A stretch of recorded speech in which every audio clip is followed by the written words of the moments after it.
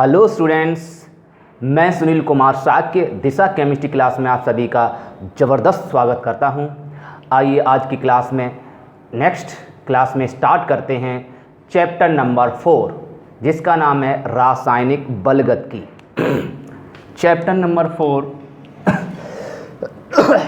आज की वीडियो में आप जानेंगे चैप्टर नंबर 4, इसका नाम है रासायनिक बलगतिकी। इंग्लिश में इसको कहते हैं केमिकल काइनेटिक्स।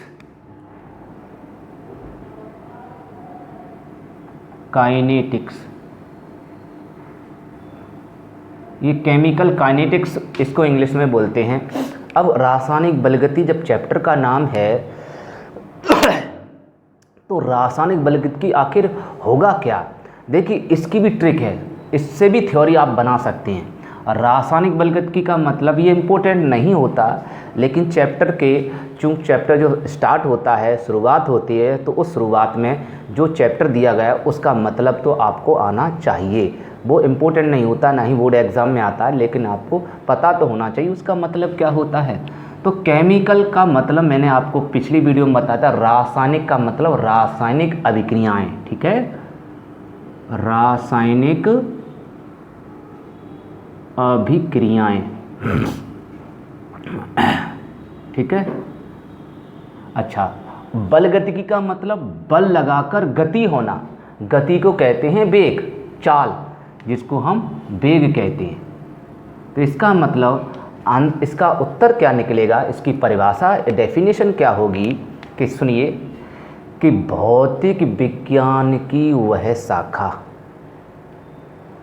आप लोग लिखते भी चलें, आप लोग नोट करते चलें, कॉपी पर नोट करते चलें फटाफट, और समझते भी जाएं कि भौतिक रसायन की वह शाखा जिसके अंतर्गत रासायनिक अभिक्रिया के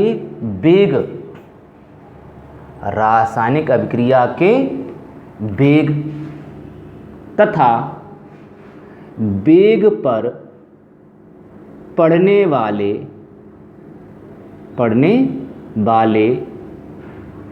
प्रभाव का अध्ययन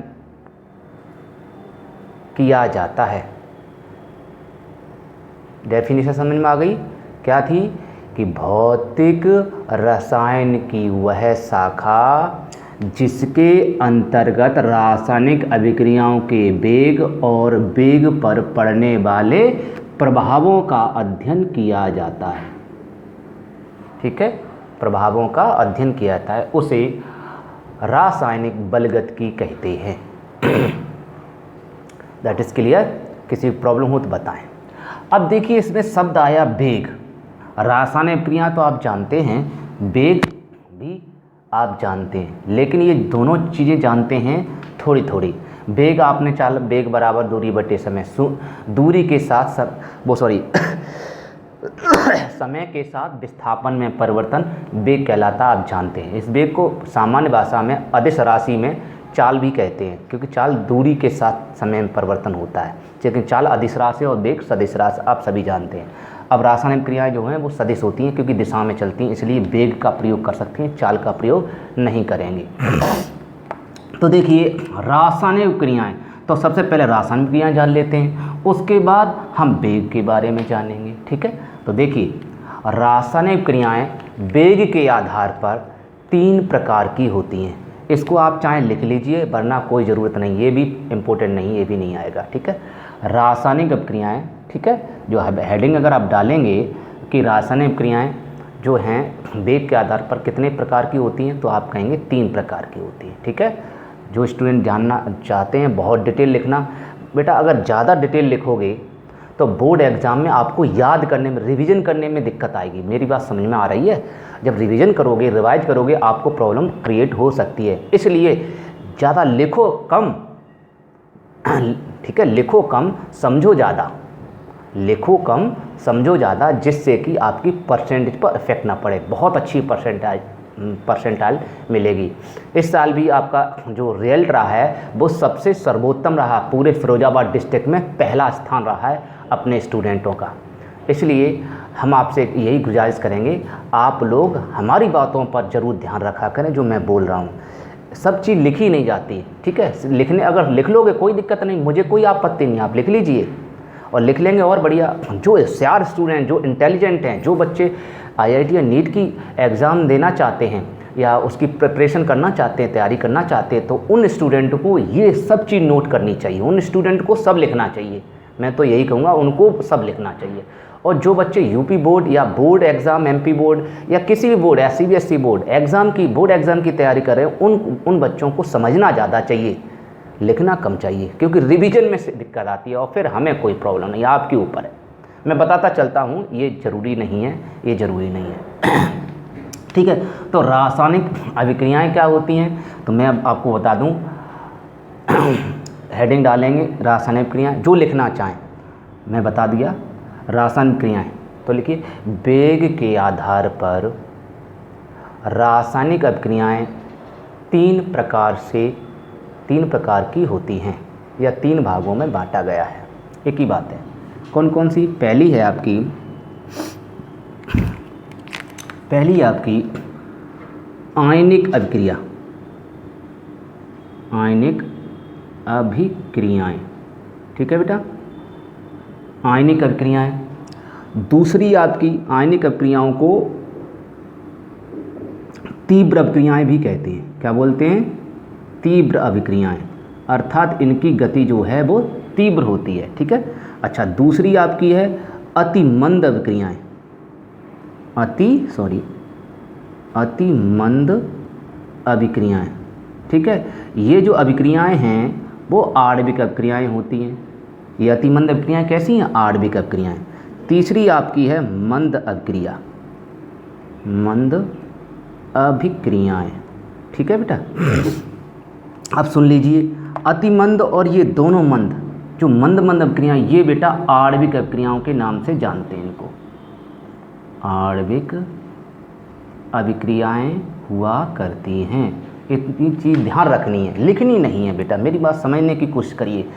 आयनिक अभिक्रियाएं कौन सी होती हैं? जो आयनों के मध्य होती हैं, और जो आयनों के मध्य अभिक्रियाएं होती हैं वो तीव्र गति से होती है, तेज़ी से। जैसे कोई अभिक्रिया आयनों के मध्य हो रही है, जैसे मान लीजिए कोई आयन है, जैसे मान लीजिए आपका AgNO3 के साथ हम क्रिया करा दें NaCl की, ठीक है। AgNO3 के साथ NaCl की क्रिया करा दें, ये कौन है? आयनिक कंपाउंड है, आयोनिक कंपाउंड है, ठीक है। इन्हें वैद्युत संयोजक यौगिक भी बोलते हैं। वैद्युत संयोजी यौगिक को ही हम आयनिक यौगिक कहते हैं। अब आयनिक यौगिक के मध्य जो क्रिया होगी, ये प्लस और माइनस के द्वारा क्रिया करेगा, तो क्या बनेगा? AgCl। ये प्लस वाला माइनस के साथ क्रिया करेगा। मैंने अभी बताया था, पिछले वीडियो में बता चुके हैं कि आगे वाला प्लस होता है और पीछे वाला माइनस, आगे वाला प्लस पीछे वाला माइनस, आगे वाला प्लस पीछे वाला माइनस। अब रिएक्शन कैसे होगी? आगे वाला प्लस अपने माइनस को छोड़ देगा, पड़ोसी को छोड़ देगा। अब इसको छोड़कर इस माइनस को अपना लेगा, अब इस माइनस को पास बुला लेगा और बना लेगा AgCl। समझ में आ गया? प्लस ये माइनस वाला किससे क्रिया करेगा? प्लस से। तो ये प्लस पहले लिखा जाता, आपको पहले ही बता चुके, प्लस वाला पहले आता, माइनस वाला बाद में आता। तो ये अभिक्रिया तुरंत होगी, तेजी से होगी, क्योंकि प्लस माइनस एक दूसरे को क्या करते हैं? तुरंत खींचते हैं। तो इसलिए ये अभिक्रियाएं तीव्र अभिक्रियाएं कहलाती हैं। बात समझ में आ गई? तो ये अभिक्रियाएं तीव्र अभिक्रियाएं होती हैं, जो आपको बता दी। ये लिखना नहीं, समझना है। अति मंद अभिक्रियाएं और मंद अभिक्रियाएं क्या होती हैं, ये भी समझ लीजिए। अति मंद अभिक्रियाएं, ये मंद अभिक्रियाएं होती हैं, और ये दोनों अभिक्रियाएं क्या होती हैं? आणविक अभिक्रियाएं। आणविक अभिक्रियाएं किसे कहते हैं? वे अभिक्रियाएं जो अणुओं के मध्य होती हैं, ठीक है।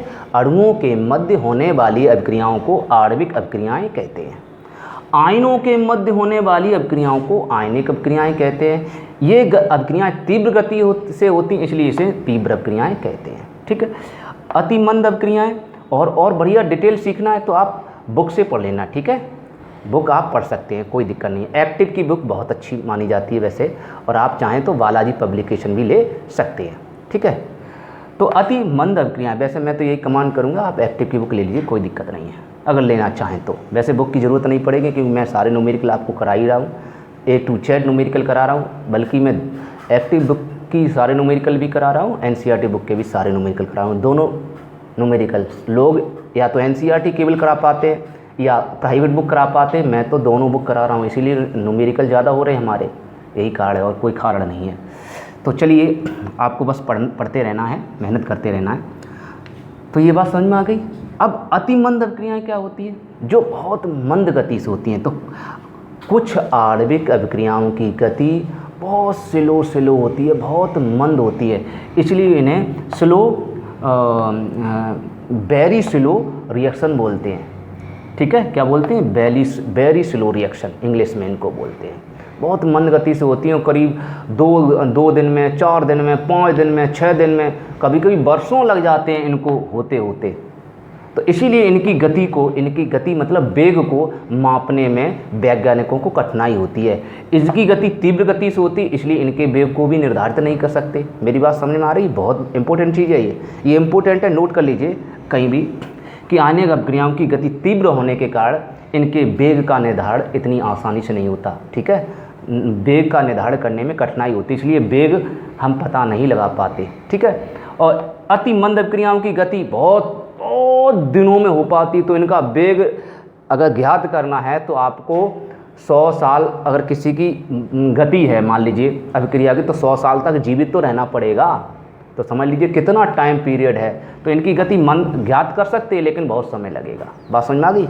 और मंद अभिक्रियाँ ये एवरेज होती है, इनकी गति कुछ घंटों में, इनकी जो अभिक्रियाएँ होती है वो कुछ घंटों के पश्चात कंप्लीट हो जाती हैं। जैसे देखिए, इसका उदाहरण देखिए अति मंद अभिक्रियाओं का। जैसे मान लीजिए H2 और O2 है, आपने सुने होंगे हाइड्रोजन और ऑक्सीजन आपस में क्रिया करके क्या बनाते हैं? जल बनाते हैं।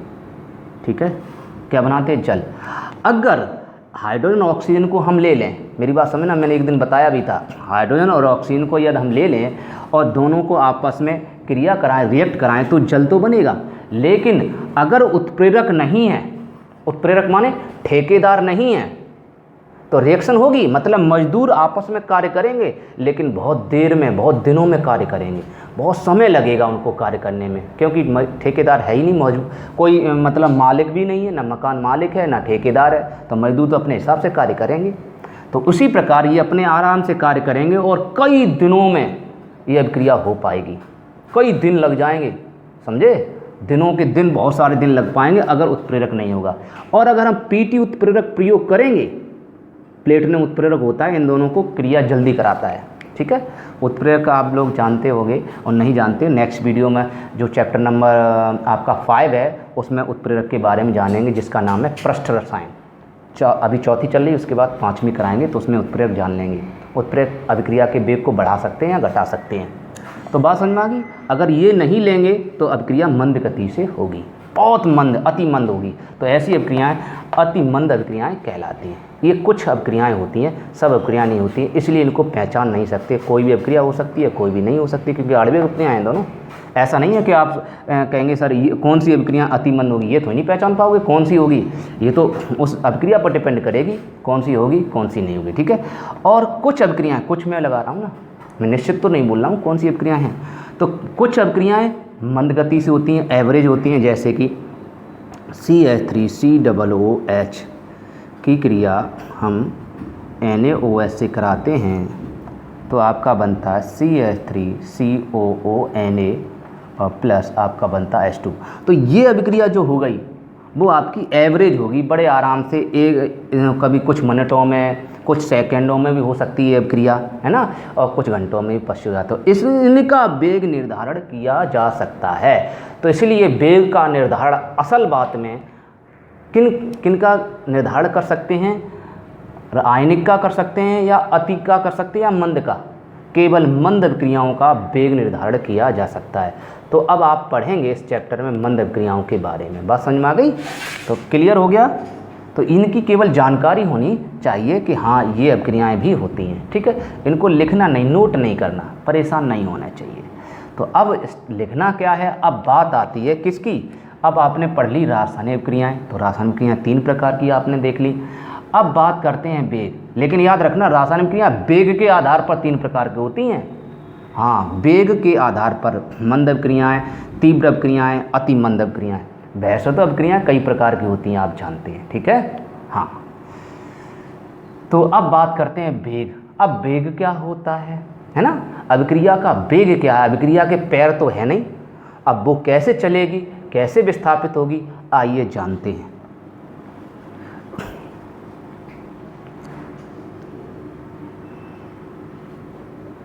तो आइए हम कैसे उसको जानेंगे। अब आप इसको भी अभी नहीं लिखेंगे, हम बताएंगे तब लिखना। हेडिंग आप डाल लेना, वेग यहीं से आप डालेंगे और यही इम्पोर्टेंट है। अभिक्रिया का वेग जो है वो बहुत इम्पोर्टेंट है। पहले वेग हम समझेंगे, उसके बाद इसकी डेफिनेशन लिखेंगे। तो वेग क्या है, इसके लिए थोड़ा सा रफ करने जा रहे हैं, आप लोग समझेंगे। थोड़ा इसको भी हटा दे रहे हैं, कोई समस्या हो तो बताना।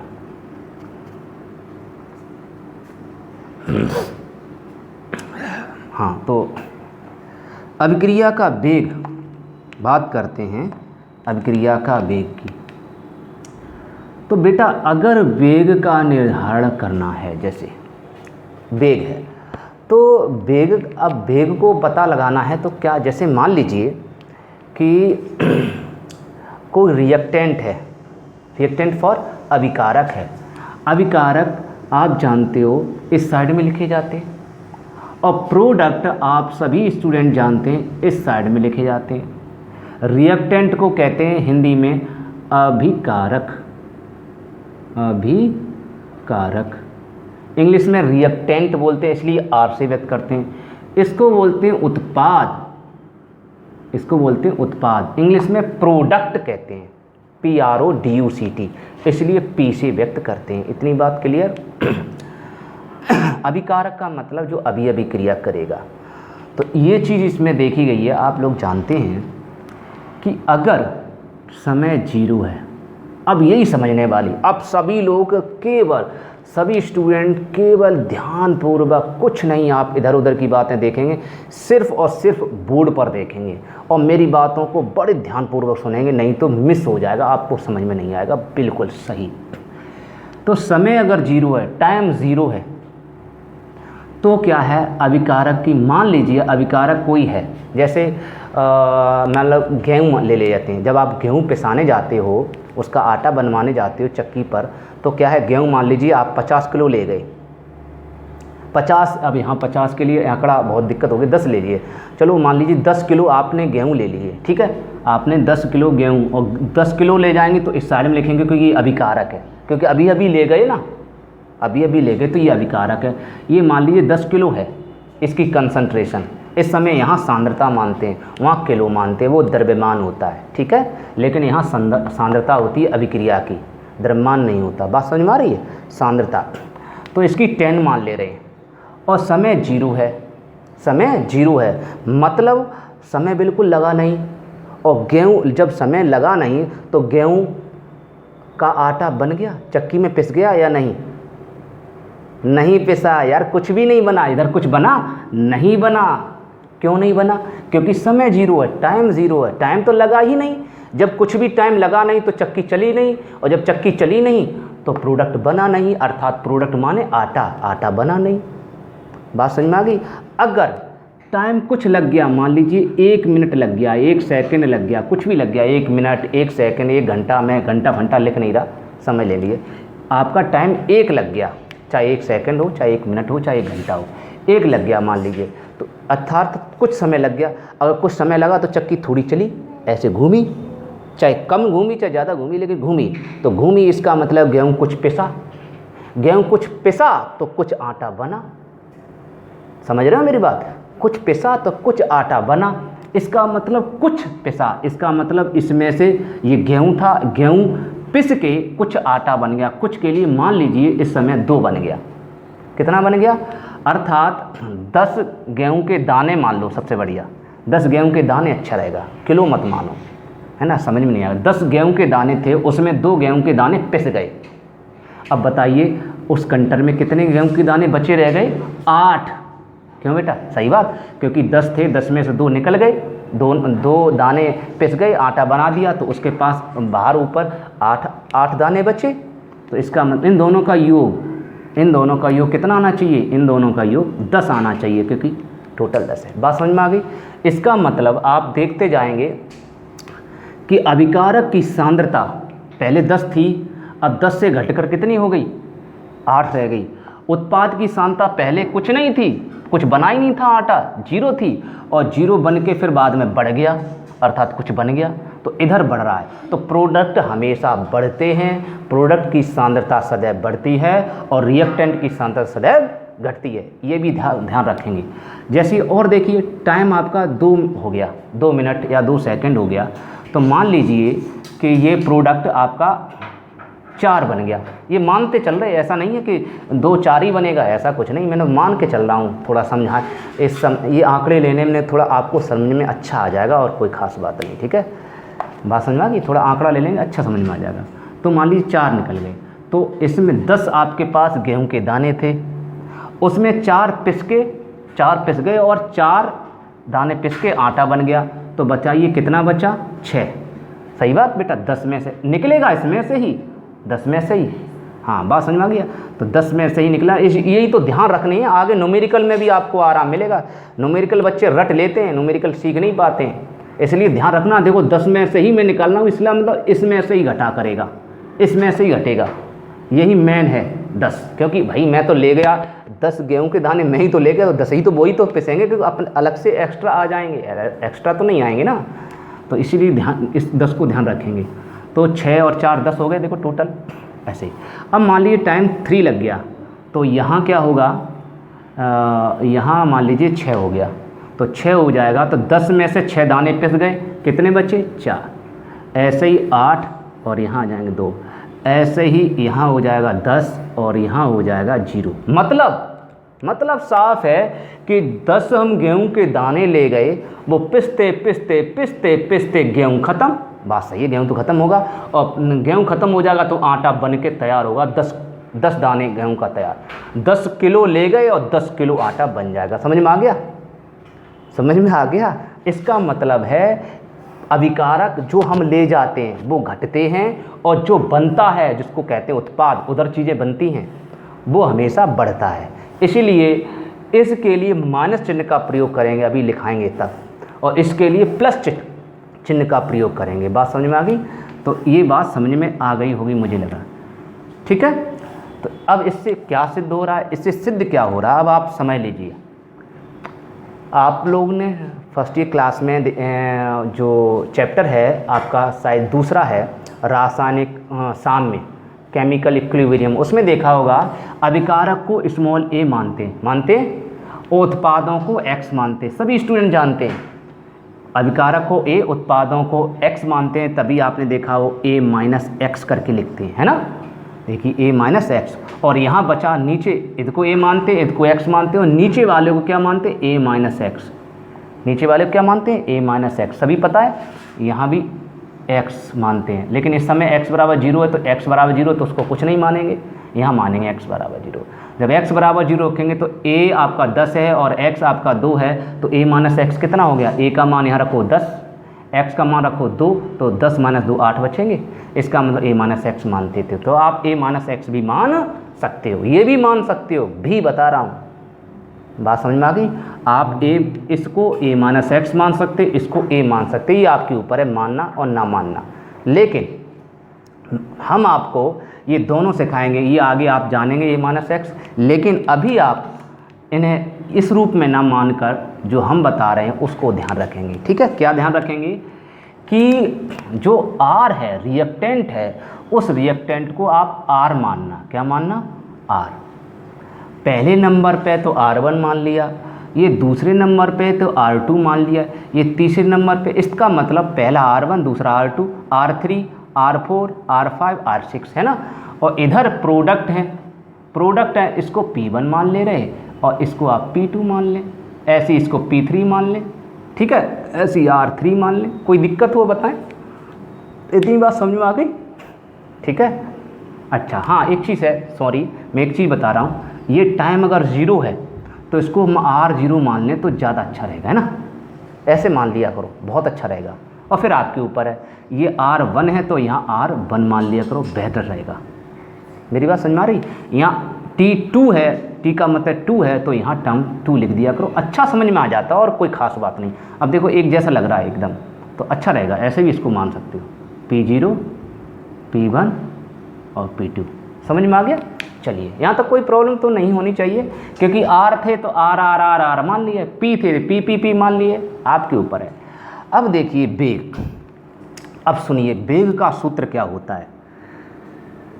वेग बराबर होता है, आपने देखा यहाँ होता है सांद्रण में परिवर्तन, किसमें, सांद्रता में परिवर्तन। ये सांद्रता थी, मैंने बताया रसायन विज्ञान में अभिक्रियाएं जो होती हैं उनका द्रव्यमान परिवर्तित ना होके क्या सांद्रता परिवर्तित होती है, ठीक है। द्रव्यमान कभी नहीं परिवर्तित होता है, LHS का द्रव्यमान RHS के द्रव्यमान के बराबर होता है, ठीक है।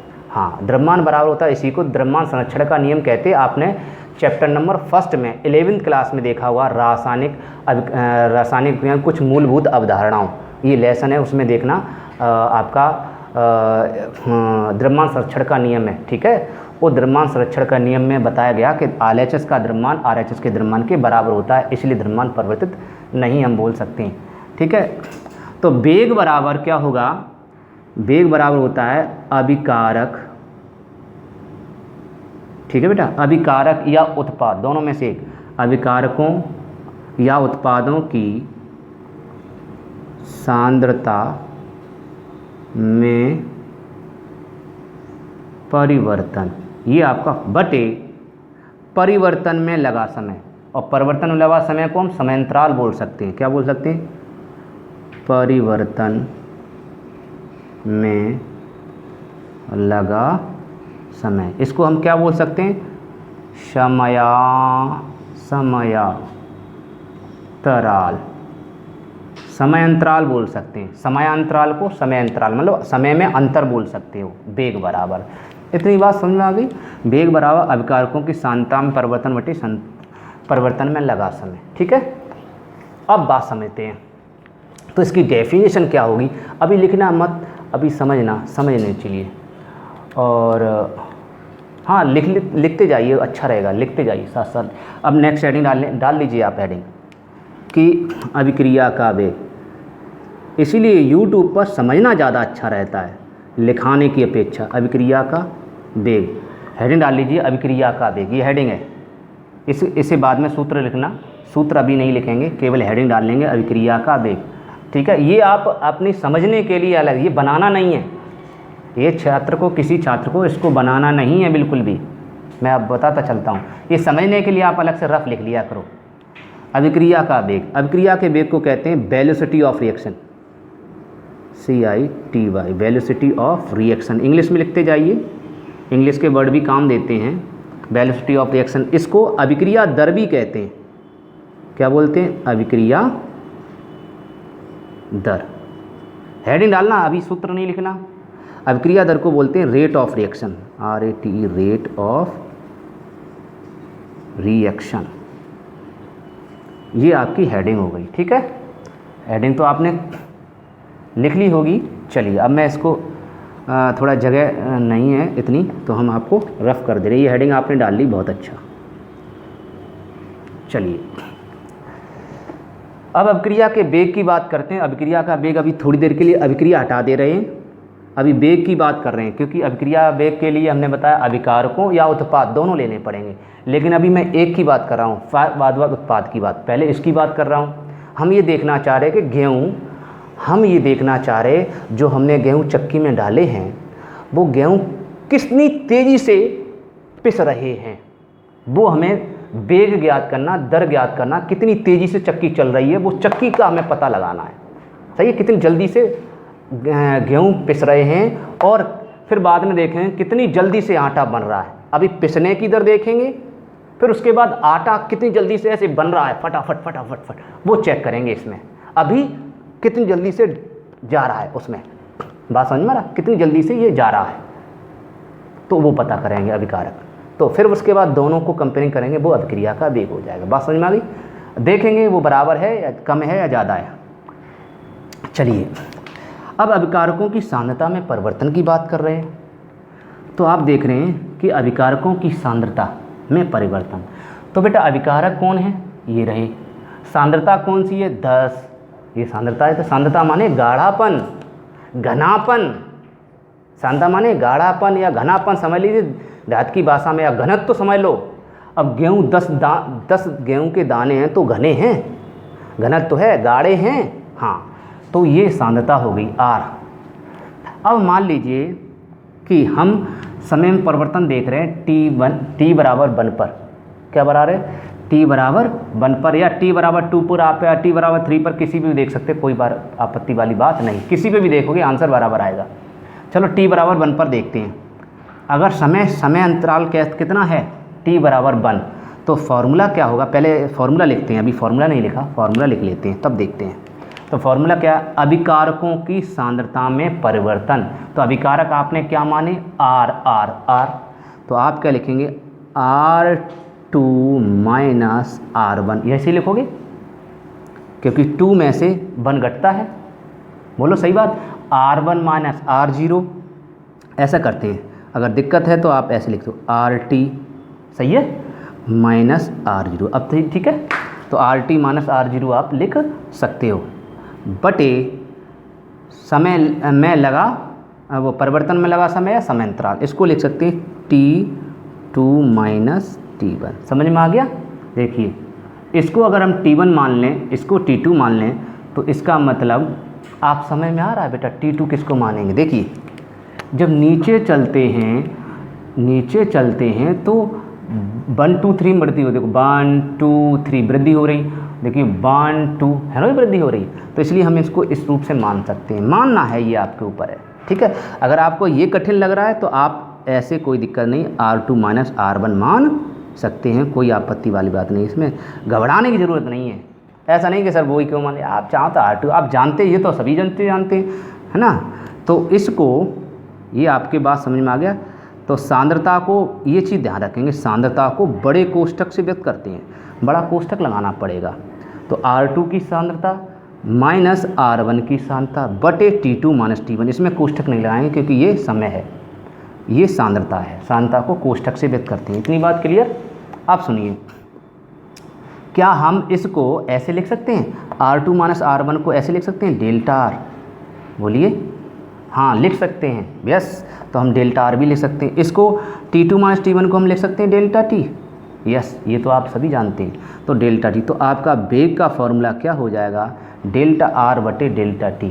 लेकिन R किसके पदों में होगा, रिएक्टेंट के पदों में, अभिकारकों के पदों में। तो अभिकारक की सांद्रता में परिवर्तन बटे परिवर्तन में लगा समय है या समय अंतराल है, ठीक है। बात समझ में आ गई। डेफिनेशन आपको बताएंगे, अभी आपको दिखाना चाह रहे हैं कि क्या है, देखना। अब हम मान रखना चाह रहे हैं, मान रखेंगे, मान पुट करिए फटाफट, फिर आप चेक करिए। R2 माइनस R1, बताइए R2 इसमें कौन सा वाला है, ऊपर वाला R2 बोला जाएगा, नीचे वाला। आप कहोगे सर ये रहा, अरे बेटा आप जिसको चाहो उसको मान लो, ठीक है, ये सब आ रहे हैं। अगर पहला हम R1 मान लें तो R2 दूसरा होगा।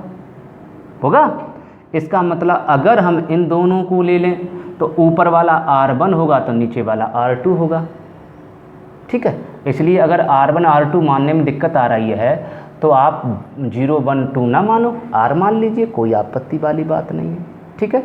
इससे कोई आपत्ति, अगर आपको दिक्कत हो रही तो इसको हटा सकते हो, लो अब, ठीक है, आपके ऊपर है, ये कुछ उसमें कोई दिक्कत वाली बात नहीं है, मानना है वो तो।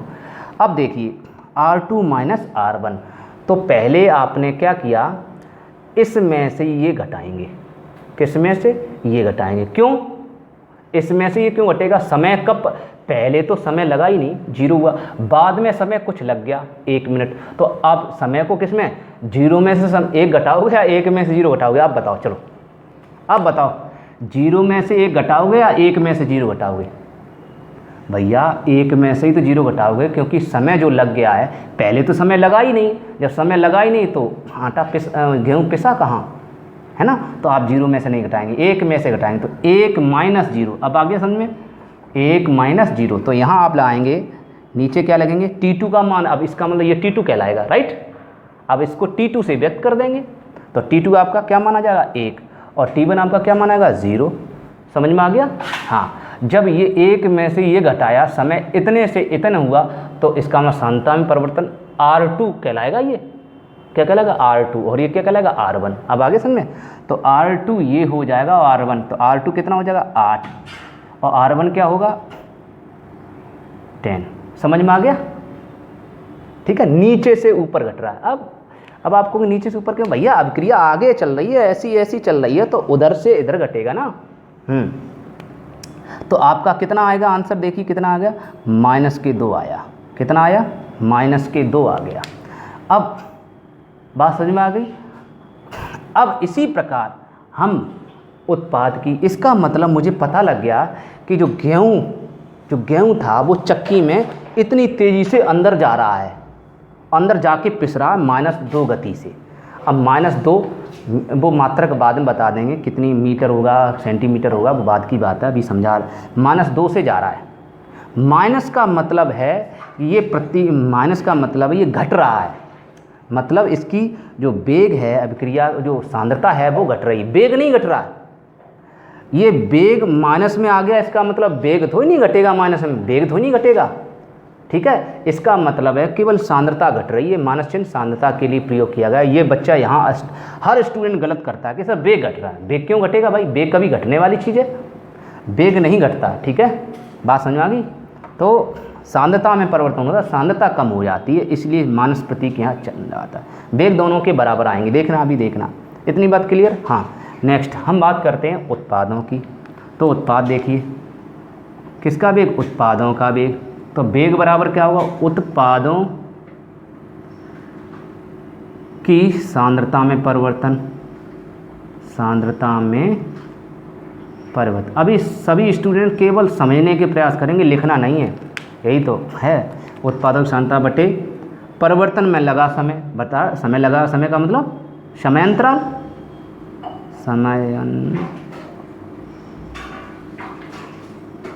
ठीक है, ये होगा। अब इसमें भी देख लीजिए, इसमें क्या देखेंगे? उत्पादों का। ठीक है, अब इसको थोड़ा रफ कर दे रहे हैं अभी इस समय। हाँ, उत्पादों की सांद्रता में परिवर्तन बटे समयांतराल। तो उत्पाद क्या होते हैं? उत्पाद ये रहे बेटा, उत्पाद ये रहे। तो हम समय पहले लेंगे, फिर भाई बोला समयांतराल। तो समय देखकर वेग देखते हैं, समय नहीं लगेगा तो वेग नहीं होगा, चाल नहीं होगी, दूरी नहीं बढ़ा होगा, तो समय देखना पड़ेगा। समय के साथ, अभी परिभाषा भी है, समय के साथ वेग सांद्रण परिवर्तन की दर को वेग कहते हैं। आगे देखो परिभाषा बन गई, समय के साथ अभिकारकों या उत्पादों की सांद्रता में परिवर्तन की दर को वेग या अभिक्रिया का वेग कहते हैं। देखो कितनी अच्छी भाषा निकल के आ गई है आसान। तो इसका मतलब है समय अंतराल देखें, समय अंतराल मान लीजिए फिर वही बात t1, आपने टाइम कितना लिया? 1 लिया। ठीक है, अंतर कितना आया? पहले फिर 1 - 0, देखो नीचे से ऊपर घट रहा है, तो 1 - 0। अब तो 1 - 0 हो तो p - p1, तो ये p2 हो जाएगा। क्यों बेटा? ये p2 हो जाएगा, ये p1 हो जाएगा। बोलो p2 - p1 होगा नहीं होगा? Same to same. अगर चाहें तो हम इसको भी लिख सकते हैं, ऐसे ही होगा। चलो इसको भी सूत्र बना दे रहे हैं, t2 - t1, तब मान रखते हैं, इसका सूत्र बना देते हैं, उसके मान रख रहे हैं। तो ये आपकी बात समझ में आ गई। p2 - p1 होगा, तो p2 - p1 होगा, तो इसको भी हम डेल्टा p लिख सकते हैं और इसको डेल्टा t लिख सकते हैं। तो वेग का formula delta p upon delta t भी होता है, और वेग का formula delta r upon delta t भी होता है, दोनों सही है। ये रिएक्टेंट के पदों में है और ये प्रोडक्ट के पदों में, दोनों का वेग समान होगा। अभी देखते जाओ। अब मान रख रहे हैं, मान रखते हैं t2 का मान आपने कितना मान लिया? 1। t1 का मान कितना माना? 0। t1 - t2। अब इसमें देखिए प्रोडक्ट में देखना केवल pp, तो pp तो ये है, pp देखना pp, तो कितना p? 2, यही तो 2 माना, r2। ठीक है, अब इसको x मान हटा दीजिए अब थोड़ी देर के लिए। 2 - 0, क्यों? क्योंकि p2 - p1, तो p2 नीचे वाला होता है, p2 p3 p4 है ना, ऊपर p1 वाला होता है, तो p2 - p1 2 - 0 कितना आया बेटा? प्लस के 2। देख लो, चेक कर लो, प्लस के 2 आएगा, घटाना तो आता होगा। अब देख लीजिए, इसमें वेग माइनस का आया और इसमें वेग प्लस का आया, अंतर है, लेकिन दोनों के वेग समान। देखो यहाँ भी 2, यहाँ भी 2, वेग समान है। इसका मतलब हम कह सकते हैं कि गेहूं जिस दर से पिसकर आटा बनाएंगे, है ना, मतलब गेहूं जिस दर से पिसेंगे उसी दर से आटा बनेगा। इसका मतलब ये है, समझ में आ रहा, जिस दर से, जितनी तेज़ी से गेहूं, मतलब जितनी तेज़ी से गेहूं जाएगा उतनी देर से आटा बनेगा। गेहूं जाएगा आटा बनेगा, गेहूं जाएगा आटा बनेगा, गेहूं जाएगा आटा बनेगा, इस तरह से। बात समझ में आ गई? जिस दर से गेहूं जाएगा तुरंत आटा बन के तैयार हो जाएगा। वेग बराबर होगा, बस इतना अंतर होगा, एक प्लस में होगा एक माइनस में होगा। इतना बात समझ में आ गई? मतलब एक की सांद्रता कम होगी और एक की सांद्रता ज़्यादा होगी। मतलब सांद्रता माने गाढ़ापन, मतलब गेहूं जब पिसेगा तो गेहूं जो है घना, जो ज़्यादा घना था, जब लेके आए थे तो बहुत घना था, और पिस के बिल्कुल ख़त्म हो गया तो घनापन ख़त्म हो गया। और इधर आटा बन के तैयार हो गया, बहुत गाढ़ा हो गया, बहुत घना हो गया, छोटे छोटे अणु बहुत ज़्यादा घने हो गए, तो इधर घनापन बढ़ेगा। बस इतना अंतर है, लेकिन दर दोनों की बराबर होगी। बात समझ में आ गई? समझ में आ गया नहीं आ गया? आपके साथ बहुत मेहनत कर रहा हूँ, इसलिए आपको समझ में आए तो प्लीज़ कमेंट करा करें, ना समझ में आए डिसलाइक कर दो, कोई दिक्कत नहीं। एक लाइक का बटन होता है, लाइक का ऐसा बटन होता है, लाइक, डिसलाइक का ऐसा होता है, तो लाइक कर दिया करो यार, क्या दिक्कत है? क्या उसमें मेहनत जा रही, कौन सा आपका रुपये खर्च हो रहा है, फिर भी दिक्कत हो रही है। तो बात समझ में आ गई, एक प्लस और माइनस। अब क्या होगा, इसका मतलब इस वेग को, इस वेग, दोनों का वेग बराबर होता है, तो इसको इसके समान बराबर करने के लिए हम क्या करेंगे, इसमें पहले ही माइनस लगा देंगे, इसमें माइनस पहले लगा देंगे। अगर हमने इसमें पहले माइनस लगा दिया, सूत्र में ही माइनस लगा दिया, तो क्या होगा, ये माइनस बाहर आ जाएगा। बोलो, ये माइनस बाहर आ जाएगा, तो ये माइनस पहले से बाहर आ जाएगा, माइनस बाहर आ जाएगा, तो माइनस अंदर वाले माइनस को इस वाले, ये माइनस आ जाएगा, जो नीला वाला, ये नीला वाला हरे रंग को माइनस को प्लस कर देगा, तो इसका मतलब वेग प्लस हो जाएगा। इसका मतलब इसका वेग माइनस dx/dt के रूप में लिखा जाएगा, और इसका वेग प्लस dp/dt के रूप में लिखा जाएगा। ये बात समझ में आ गई? यही बच्चों को समझ नहीं आता, सर इसका वेग माइनस में क्यों लिखते हैं, इसका वेग प्लस में। तो आपको अब समझ में क्लियर हो गया, तो मैं पूरा प्रयास कर रहा हूँ आपको क्लियर समझाने का, ठीक है। अब कुछ छात्र ये भी सोच रहे होंगे कि सर हम दूसरा मान ले लें, तो दूसरा मान भी आपको जल्दी से रख के दिखा दे रहे हैं। दूसरा मान ले लो, यहाँ T2 - T1 था, दूसरा मान आप देख लीजिए, सूत्र यही रहेगा, सूत्र में नो चेंजिंग, ठीक है। अभी माइनस आपने ले लिया, पहले ही माइनस ले लिया, चलो बाद में लेते हैं, चलो अभी बाद में लेते हैं, या चलो अभी लगा रहने दे। देखिए अब मैं क्या कर रहा हूँ, नीचे वाला मान ले, या ये वाले ले लो, चलो कोई सा ले लो। मैंने क्या ले लिया, इसको, ये और इन दोनों की भी देखा, T3 समय देखा, ठीक है बेटा, मेरी बात समझ रहे हो? इसके सामने कौन है, ये, दैट इज क्लियर, अर्थात टाइम T3 है साइन।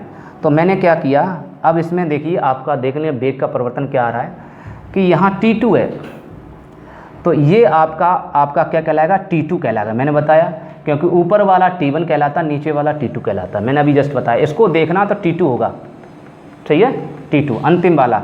देखिए इसको कहते हैं प्रारंभिक सांद्रता, इसको बोलते हैं पहली वाली प्रारंभिक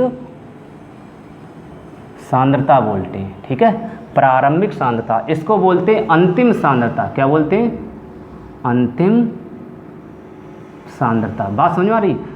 शुरुआत में इसको बोलते हैं प्रारंभिक सांद्रता, इसलिए इसको ए से व्यक्त करते हैं, बहुत से लोग इसको ए से व्यक्त कर देते हैं, और इसको कहते हैं अंतिम सांद्रता, ठीक है, बात समझ में आ गई। और नीचे वाले को कहते हैं शेष सांद्रता, क्या बोलते हैं, शेष बची सांद्रता, क्योंकि बची हुई है, देखो 10 में से 2 घट गए तो 8 बचे, तो बची हुई सांद्रता को बोलते हैं शेष सांद्रता। बात समझ में आ गई? हाँ, तो क्या करेंगे, तो आपका 3, ये आपका समय हो गया, कितना हो गया, टाइम में परिवर्तन कितना हो गया, 3, सही है। 3 - 2 नहीं करेंगे, इसी को डेल्टा T कहेंगे। इस समय T2 - T1 आपका 3 ही माना जाएगा, ठीक है, केवल 3। T1 आपका यही माना जाएगा 0, T1 आपका कितना माना जाएगा, 0 माना जाएगा, ठीक है।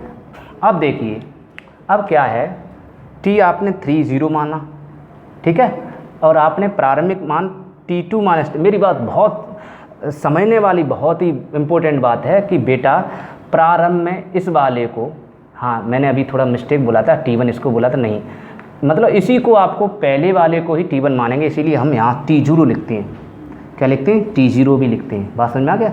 हाँ, तो इसलिए 3 में से आपने 0 घटाया, 3 - 0, तो इसका मतलब अभिकारक, यहाँ अभिकारक की बात करें तो 4 - 10 होगा, अगर घटाएं तो, है ना, हाँ अभिकारक है ही, हाँ राइट है। तो 4 - 10 करिए, तो 4 मतलब आपका ये वाला क्या कहलाएगा, R2 कहलाएगा, और ये वाला क्या कहलाएगा, R1 कहलाएगा। तो R2 - R1, ठीक है, मतलब R0, इसीलिए मैं R0 यहाँ लिख रहा था, ठीक है, इसीलिए बुक में, सभी किताबों में यहाँ 0 लिखा है, यहाँ RT लिखा है, ठीक है। तो 4 - 8, तो 4 - 10 हो गया। अब घटाइए, कितना बचा आपका, माइनस का 6, ठीक है, और बटे 3, 3 दूनी 6, माइनस के 2 आया, आ गया माइनस का 2। अब इधर देखिए, अब इधर भी देखिए, अब आपने किस 6, तो यहाँ 6 लिख दिया, 6 माइनस के कितना ले वो 0, 6 - 0, समझ बेटा, बटे 6 - 0। अब अंतर कितना हुआ, T2 - T1, तो T2 ये रहा आपका 3, और माइनस T1 कितना रहा 0। अब आपको समझ में आ गया होगा। अब इसमें लेस करेंगे, 6 बटे 3 बराबर 3 दूनी 6। आप लोग देख रहे हो तो हर स्टेप पर वेग बराबर आ रहा है, बस अंतर आ रहा है एक माइनस का और एक प्लस का। अब आपको सिद्ध हो गया, आपके समझ में आ गया कि कोई भी अगर आप समय लेते हैं तो उसमें जो वेग है वो बराबर आएगा। इसका मतलब जिस दर से अभिकारक उत्पाद में बदलते हैं उसी दर से उत्पाद अभिकारकों में भी परिवर्तित हो सकते हैं, अगर रिवर्सिबल अभिक्रिया है तो। और इर्रिवर्सिबल अभिक्रिया है तो अभिकारक उत्पाद में बनेंगे।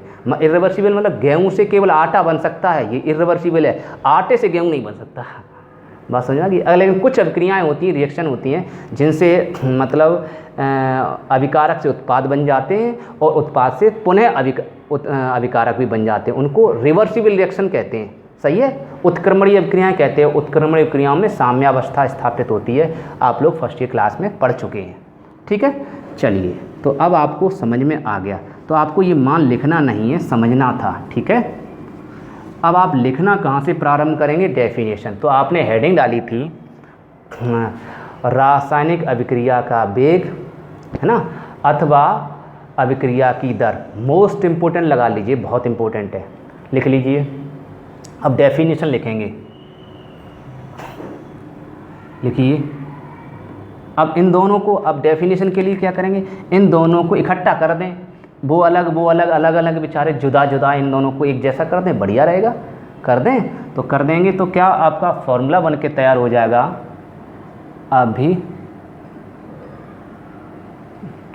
अभिक्रिया का वेग। फॉर्मूला आपका बनेगा, अभिक्रिया का वेग बराबर हो जाएगा अभिकारक या उत्पाद बोलेंगे, ठीक है, दोनों में से एक, उत्पादों की सांद्रता में परिवर्तन, की सांद्रता में परिवर्तन, ठीक है बेटा, परिवर्तन बटे परिवर्तन में लगा समय, परिवर्तन में लगा समय। मेरी बात आपको समझ में आ गई होगी, बटे परिवर्तन में लगा समय। ये अगर आपने ये सीख लिया तो मैं गारंटी दे रहा हूँ इस चैप्टर के न्यूमेरिकल चुटकियों में फटाफट कर दोगे, और वो भी सब स्टूडेंट इनके न्यूमेरिकल को 3 घंटे में या 2 घंटे में लगाते हैं। आप चैलेंज दे रहा हूँ, आप इसके न्यूमेरिकल मुश्किल से आपका 30 सेकंड लगेंगे, मिनट भी नहीं लगेंगे, 30 सेकंड में आप आंसर बता दोगे। हो सकता है मुँह जुबानी आंसर बता दो, आप देखते ही ऐसे देखोगे स्क्रीन पर और आंसर बताने लगोगे, अगर मेरी ट्रिक सीख ली तो। बात समझ आ गई। अगर ट्रिक सीखते हो तो आपको नीट एग्ज़ाम या IIT मेंस एग्ज़ाम में भी आपको हेल्प मिलेगी। हम आपको फास्ट टेक्निक सिखाते हैं, और फास्ट टेक्निक का ज़माना ऐसी बात नहीं है, ठीक है, वो भी सीखनी ज़रूरी होती हैं। दोनों टेक्निक, लॉन्ग भी चाहिए और फास्ट, दोनों टेक्निक ज़रूरी हैं, इसलिए सीखना चाहिए। तो डेफिनेशन आपकी यहाँ से बनेगी। अब आप डेफिनेशन लिखेंगे तो बताइए समझाने में कितना समय लगा, तब आपकी एक लाइन लिखा पाएंगे।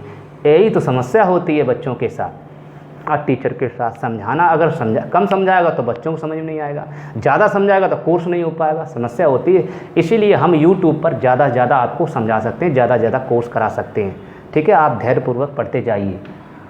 तो अभिक्रिया का वेग या अभिक्रिया की दर, इसको अभिक्रिया की दर भी बोलते हैं। इसकी डेफिनेशन क्या होगी, एक बार समझ लीजिए फिर लिखना।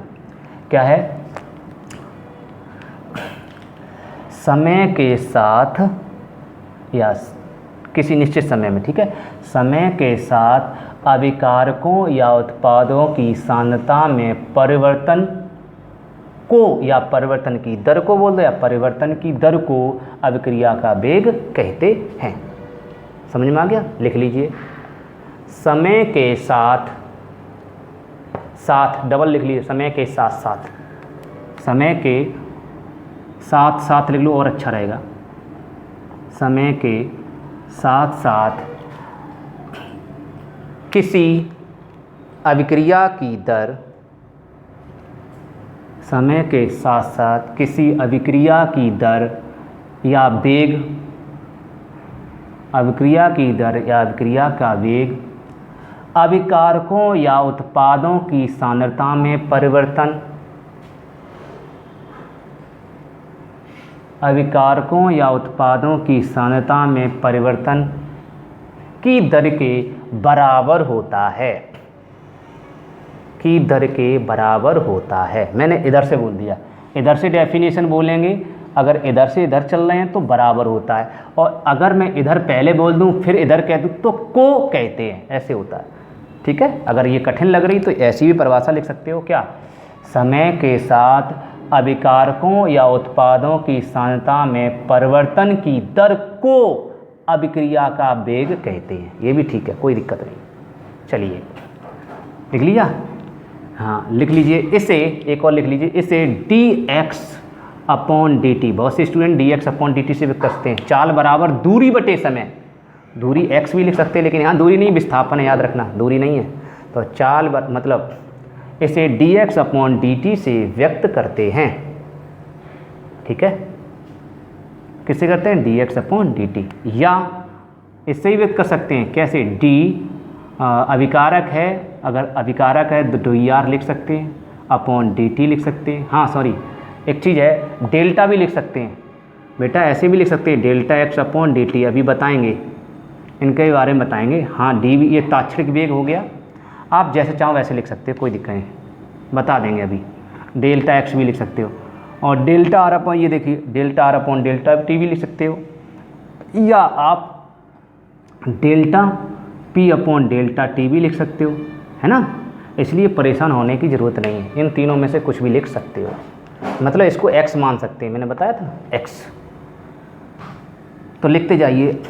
तो इनको हम हटा दे रहे, केवल इतना ही रखिए, dx अपॉन dt से व्यक्त करते हैं। लिख लीजिए, dx अपॉन dt से व्यक्त करते हैं। इसका मात्रक मोल प्रति लीटर प्रति सेकंड होता है, मोल प्रति लीटर प्रति सेकंड ऐसे लिखा जाता है, या ऐसे लिख सकते हो मोल लीटर इनवर्स और सेकंड इनवर्स, क्योंकि ये नीचे है, ये बटे में है, ये भी लीटर भी बटे, ये भी बटे, और दोनों संख्या बटे में होती तो इनवर्स इनवर्स में आता है। मोल ऊपर है तो ये जैसे तरह mole litre inverse second inverse इसका मात्रक होता है। बात आ गई समझ में? चलिए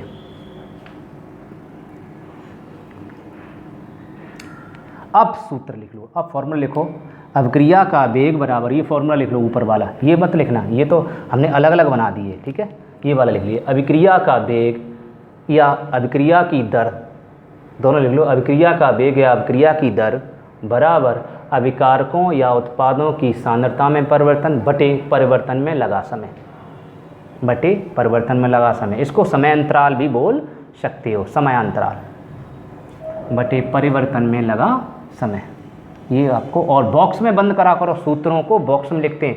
बच्चों के नंबर कम क्यों आते हैं? अच्छा पेपर करके आते हैं, फिर भी बच्चों के नंबर कम आते हैं। उसका कारण है कि आप लोग टेक्निक से नहीं लिखते हो। और टेक्निक क्या है कि जब क्वेश्चन पूछा जाए कि अभिक्रिया का वेग किसे कहते हैं, तो उसने केवल कह दिया अभिक्रिया का वेग किसे कहते हैं, तो परिभाषा लिखे आए, बस चले आए।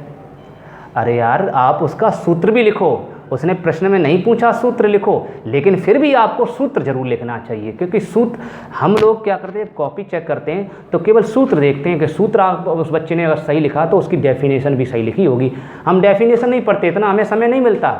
एक कॉपी को चेक करने के लिए बहुत समय बहुत कम समय मिलता है देखने के लिए, क्योंकि तो आप जानते हो जल्दी जल्दी कॉपियाँ चेक होती हैं बहुत फास्टली। इसलिए फास्ट जब चेक होती हैं तो हम केवल सूत्र देखते हैं, थ्योरी नहीं देखते। तो सूत्र जरूर लिखा करो, थ्योरी चाहे आप कुछ भी लिख दो, थोड़ी बहुत गलत हो जाए हल्की फुल्की चलेगा, लेकिन सूत्र गलत नहीं होना चाहिए। सूत्र देख के ही नंबर देते हैं, इसीलिए नंबर कम आते हैं। सूत्र पूछे ना पूछे तब भी आपको सूत्र लिखनी चाहिए, रिएक्शन पूछे या ना पूछे तब भी रिएक्शन आपको लिखनी चाहिए। ऐसे ही तो बात समझ में आ गई, सूत्र क्लियर हो गया। हाँ, तो अब इसके सूत्रों इनके सूत्रों को ऐसे भी लिख सकते हैं, ठीक है, अलग तरीके से। अब क्रिया कर लिख लिया। अब नई लाइन से ये नोट पॉइंट में लिखेंगे, नोट पॉइंट लिख लीजिए, काम देगा ये। वो उतना ही लिखना है उसी सूत्र के साथ, ठीक है। हाँ, इसको चाहें तो आप नोट पॉइंट से पहले आप ये और लिख लीजिए कि इसको हम ऐसे लिख सकते हैं, अभिक्रिया का वेग या फिर दर बराबर, ऐसे और लिख लीजिए। इसको मैं ऐसे लिख सकता हूँ माइनस, ठीक है, माइनस डेल्टा या डी सी, मान लो C for concentration, D C upon D T मान सकते हैं।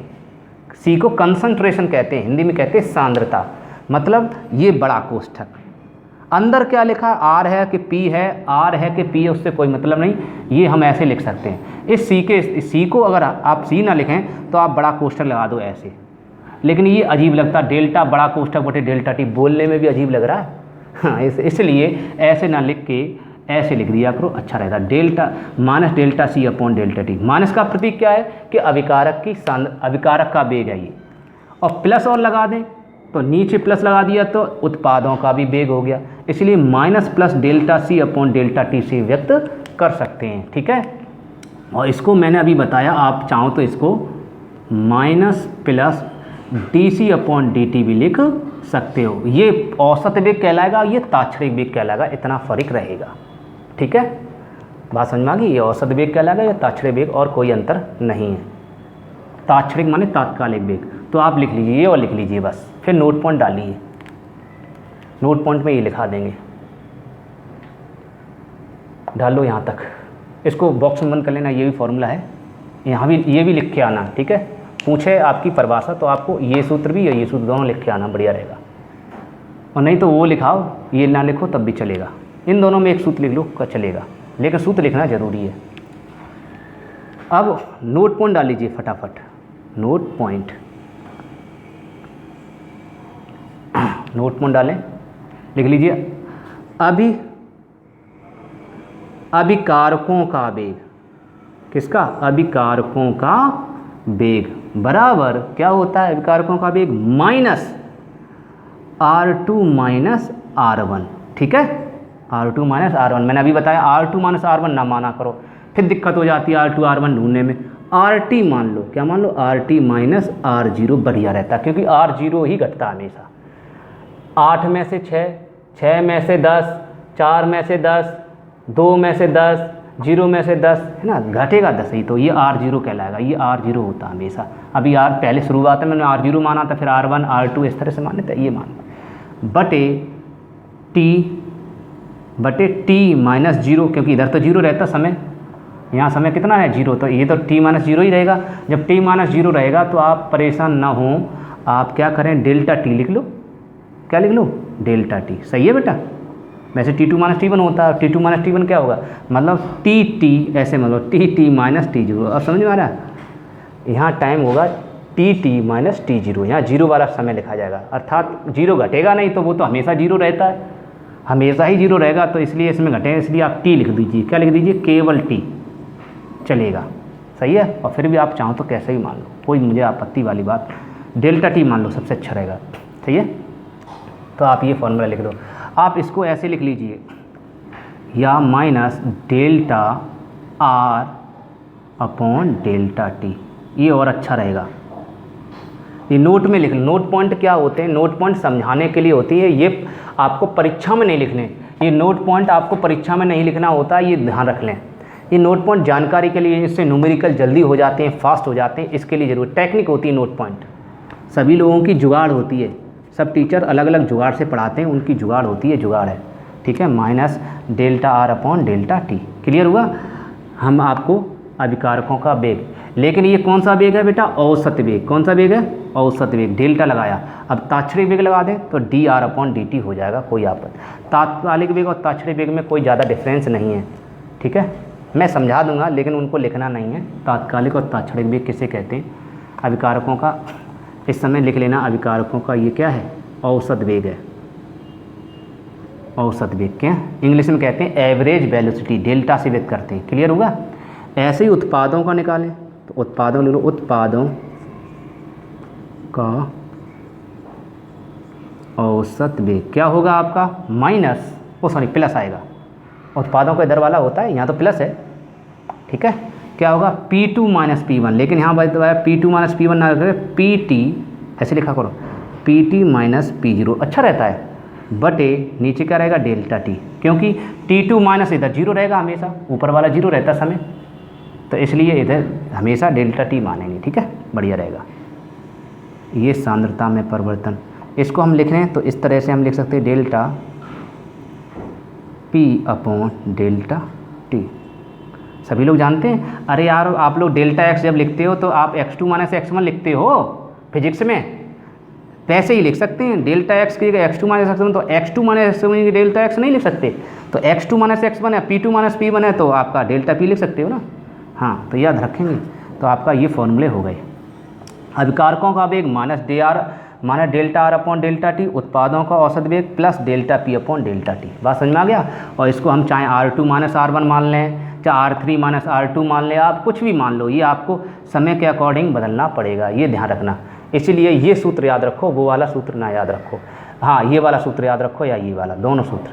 अगर आपने R2 माइनस R1 मान के ऐसे कर लिए तो T2, और यहाँ आप T2 माइनस T1 ले लो, T2 माइनस T1 ऐसे भी लिख सकते हो, परेशान होने की ज़रूरत नहीं है। ऐसे कन्फ्यूजन जल्दी हो जाओगे, ऐसे कन्फ्यूजन हो सकते हो, तो ये भी है, तो ये भी सही, अरे बेटा ये भी सही है, आप चाहो तो इसको ऐसे लिख सकते हो, लेकिन इससे कन्फ्यूजन ज़्यादा हो जाते हैं, इसलिए आप लोग समझने का प्रयास करो, ठीक है। मैं ऊपर लिख दूँ, सॉरी यहाँ ना लिख के यहाँ लिख दो, R2 माइनस R1 बटे T2 माइनस T1, ऐसे भी लिख सकते हो, लेकिन इससे क्वेश्चन गलत हो जाएंगे न्यूमेरिकल आपके, क्योंकि आप जल्दी में समझ नहीं पाओगे, इससे इस तरीके से समझने में दिक्कत आती हो। इससे सीधा समझ में RT समय जितना 3 दिया, 3 वाले को देखो, आंकड़े में आंकड़ा देखने में दिक्कत आती है, आंकड़े वाले सवाल हैं इसमें, तो इसलिए ठीक है।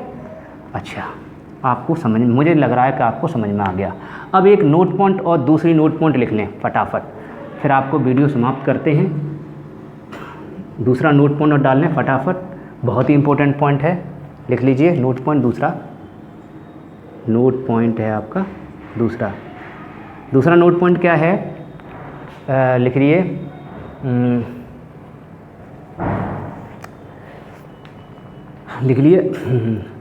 अभिक्रिया का वेग लिखते समय, चाहे औसत वेग हो, चाहे तात्क्षणिक वेग हो, चाहे प्रारंभिक वेग हो, 3 प्रकार के वेग होते हैं, अभी आपको बताएंगे। लिख लीजिए वेग लिख लो बस, अब वेग कोई सा भी हो सकता है, तात्कालिक, तात्क्षणिक या औसत या प्रारंभिक, कोई भी। तो लिखिए अभिक्रिया का वेग लिखते समय सदैव, ये ध्यान रखना पड़ेगा, सदैव स्टाइक्योमीट्रिक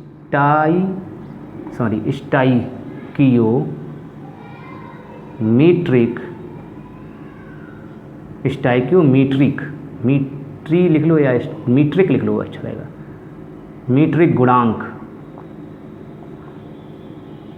का भाग दिया जाता है। क्या देते हैं, भाग दिया जाता है। ये वैज्ञानिकों ने निकाला, ये हम नहीं बोल सकते कि ऐसा क्यों दिया जाता है, ये वैज्ञानिकों ने ये प्रतिपादित किया, निकाला होगा मान। तो ये देखा कि अभिक्रिया का भाग जब लिखते हैं तो उसमें स्टाइक्योमीट्री गुणांक का भाग दिया जाता है। ये प्रैक्टिकली है, इसलिए प्रैक्टिकल में आप समझ सकते हैं, वैसे नहीं समझ सकते, ठीक है। तो इसलिए याद रखेंगे।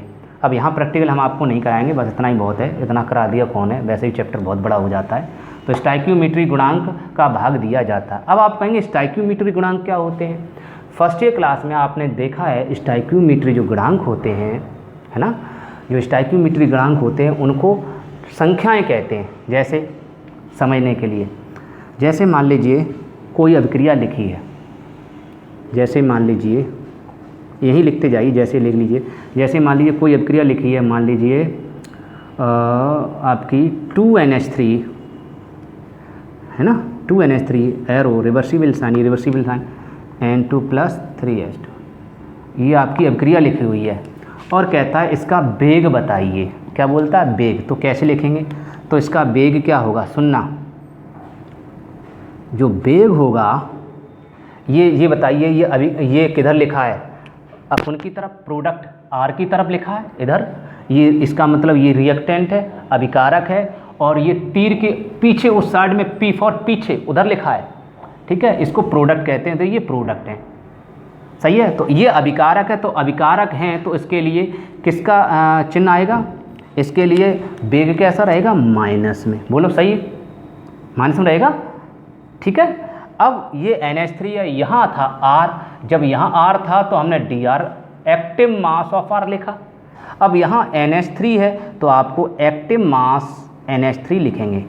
एक्टिव मास बोलते हैं, इंग्लिश में बोलते हैं सक्रिय, हिंदी में बोलते हैं सक्रिय द्रव्यमान, इंग्लिश में बोलते हैं एक्टिव मास, और एक और नाम है सांद्रता, तो सांद्रता भी लिख सकते हैं। इस बड़े कोष्ठक को एक्टिव मास बोलते हैं, ACTIVEMASS, एक्टिव मास, बात समझ में आ गया।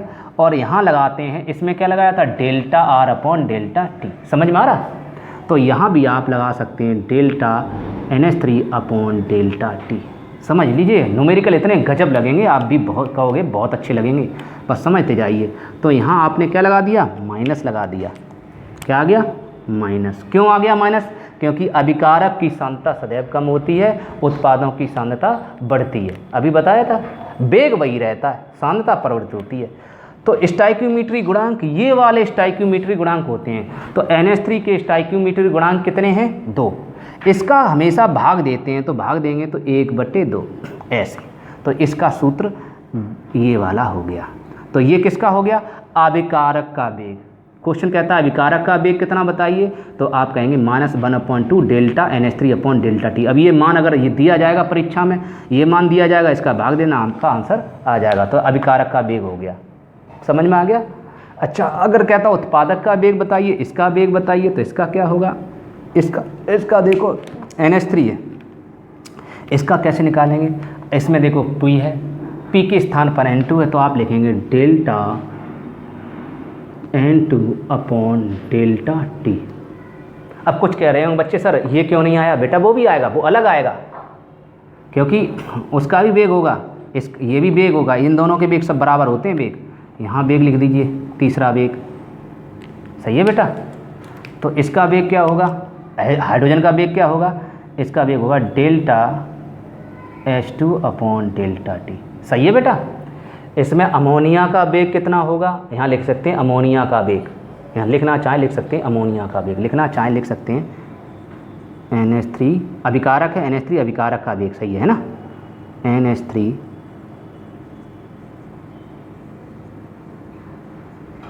अभिकारक का वेग, अच्छा रहेगा, NH3 अभिकारक का वेग, ऐसा आ जाएगा। और यहाँ कहता है N2 उत्पाद है, तो N2 उत्पाद का वेग बराबर delta N2 upon delta T। यहाँ क्या आएगा, उत्पाद हमेशा बनते हैं, तो इसलिए चिन्ह किसका आएगा, प्लस का आएगा, सही है। लेकिन स्टाइक्योमेट्री गुणांक क्या यहाँ कितना है, जहाँ कोई नहीं लिखा होता वहाँ कितना मानते हैं, सदैव 1 मानते हैं, तो इसलिए 1/1 का भाग देंगे। इसका मतलब 1 का भाग देंगे तो कोई मतलब नहीं है, तो 1 लिखना चाहो तो लिखो, ना लिखना चाहो तो मत लिखो, इतना ही रहने दो। अब इसका देखो, ये किसका H2, तो यहाँ क्या लिखोगे, H2 उत्पाद, ये भी उत्पाद ही है, तो H2 उत्पाद का वेग, आगे समझ में, मतलब A की विमा बराबर B की विमा, इनकी दोनों की विमा बराबर होती हैं, इसलिए अलग अलग लिखते हैं, ठीक है। मैं फिजिक्स में भी आपने देखा, इन दोनों की विमा निकालें तो दोनों का योग नहीं करते विमा में, इसकी विमा अलग होती है, इसकी विमा अलग होती है, आप सभी जानते हैं। तो इसलिए इसका वेग अलग होगा, इसका वेग अलग होगा, ठीक है। अलग अलग वेग, अलग अलग उत्पाद बन रहे हैं तो अलग अलग वेग होंगे, अलग अलग बच्चे बन रहे हैं तो इसकी भागने की क्षमता अलग होगी, इसके भागने की क्षमता अलग होगी, क्योंकि 2 अलग अलग बच्चे हैं, अलग अलग स्टूडेंट हैं, समझ में आ गया। हाँ, तो H2 उत्पाद का वेग बराबर क्या हो जाएगा, अब इसमें देखिए ये भी प्लस आएगा क्योंकि उत्पाद है, और देखिए स्टाइक्योमेट्रिक गुणांक कितना है, 3, तो इसका भाग कितना जाएगा, /3, 1/3, आ गया समझ में। तो अभिक्रिया का वेग, वास्तविक वेग लिखते हैं तो स्टाइक्योमेट्री गुणांक लिखने पड़ते हैं, स्टाइक्योमेट्री गुणांक लिखने पड़ते हैं हर हाल में। स्टाइक्योमेट्री गुणांक नहीं लिखोगे रिएक्शन गलत हो जाएगी, अभिक्रिया का वेग गलत हो जाएगा। तो ये भी आप कॉपी कर लें, ये नोट कर लो, फटाफट लिख लीजिए, स्टाइक्योमेट्री गुणांक, समझ में आ गए। हाँ, इसका भाग देते हैं, ये फर्स्ट ईयर क्लास में आप स्टाइक्योमेट्री गुणांक पढ़ चुके हो, ठीक है। और जिसने नहीं पढ़ा, मैं फर्स्ट ईयर की क्लास अभी डालूंगा कुछ दिनों बाद, तो आप देख लेना फर्स्ट ईयर क्लास हम कैसे, और ये पहला ही चैप्टर है, ठीक है। ये और मैंने अभी औसत वेग के रूप में लिख दिया। अब औसत वेग और तात्कालिक वेग और प्रारंभिक वेग क्या होते हैं, इनकी केवल जानकारी होनी चाहिए, परीक्षा में नहीं आते, लेकिन फिर भी मैं आपको समझा दे रहा हूँ। ये क्लियर हो गया, ठीक है। इसको समझाने के लिए अगर वीडियो बड़ा हो गया तो दिक्कत आ जाए, इसलिए इतना ही समझाते हैं। नेक्स्ट वीडियो में आपको औसत वेग, ठीक है, और तात्कालिक वेग और प्रारंभिक वेग के बारे में आपको बताएंगे।